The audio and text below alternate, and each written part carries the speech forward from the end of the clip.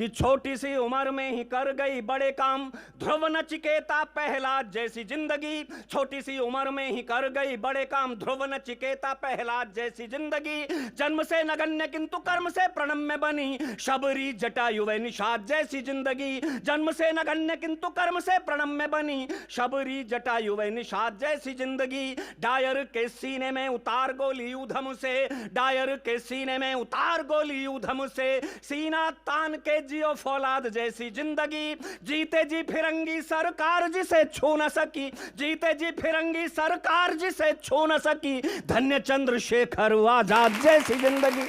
बहुत अच्छे। मुझे नहीं पता कौन सी मजबूरी रही होगी सरकारों की कि शहीद आजम भगत सिंह को आज भी वैधानिक तरीके से शहीदों की सूची में अंकित नहीं किया गया, उनका नाम आज भी इस सरकार में भी। मैं नहीं जानता मजबूरी कौन सी रही होगी, लेकिन भगत सिंह है क्या इस देश की तरुणाई ये जान ले। 5 साल की छोटी सी उम्र में इस देश की आजादी के लिए खेतों में बंदूकें बोती। 23 साल कुछ महीने की उम्र में मेरा रंग दे बसंती चोला गाकर के हंसते हंसते फांसी का फंदा चूम लिया। अंग्रेजों को ना केवल भगत सिंह की, अंग्रेजों को ना भगत सिंह की जिंदगी से डर लगा, अंग्रेजों को भगत सिंह की मौत से भी डर लगा।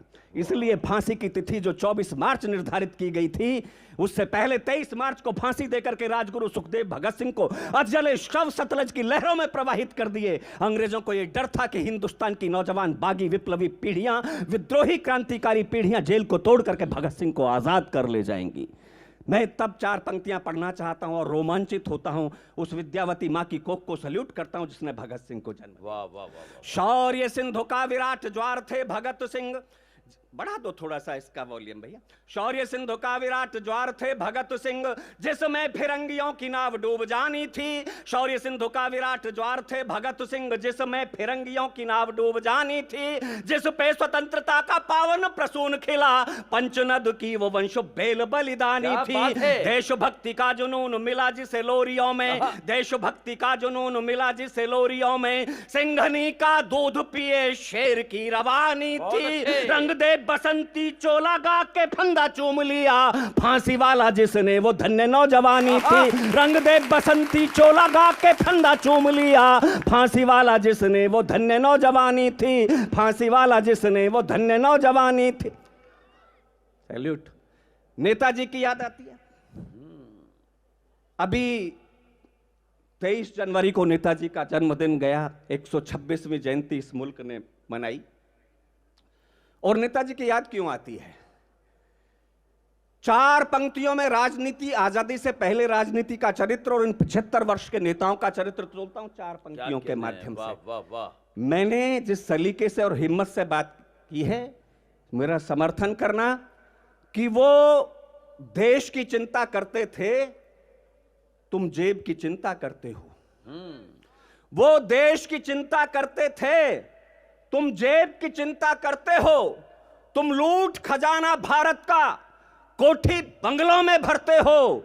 वो जननायक थे भारत के, वो जननायक थे भारत के, तुम भारत के अपराधी हो। वो देश की खातिर मरते थे, तुम देश को खाकर मरते हो। वो देश की खातिर मरते, वो जननायक थे भारत के, तुम भारत के अपराधी हो। वो देश की खातिर मरते थे, तुम देश को खाकर मरते हो। इसलिए नेताजी की याद आती है। 4 पंक्तियां नेताजी के नाम पढ़ता हूं। स्वागत। कि आजादी की जंग में आजाद हिंद फौज बना, जन जन में जगाए जोश को प्रणाम है। मैं पाकिस्तान पर कविता नहीं पढ़ रहा हूं, और बिना पाकिस्तान के सारी रात कविता देशभक्ति की पढ़ता सकता, वीर रस पढ़ सकता हूं। आप मुझे कहें तो मुझे पाकिस्तान भी पढ़ना आता है, तालियां भी पढ़नी आती हैं, कविताएं भी पढ़नी आती हैं। मन देंगे तो मैं मन तक अच्छी कविताओं के साथ आप तक पहुंचूंगा। एक बार सारा सदन जोरदार तालियां उठाना और नेताजी के कद की उठाना।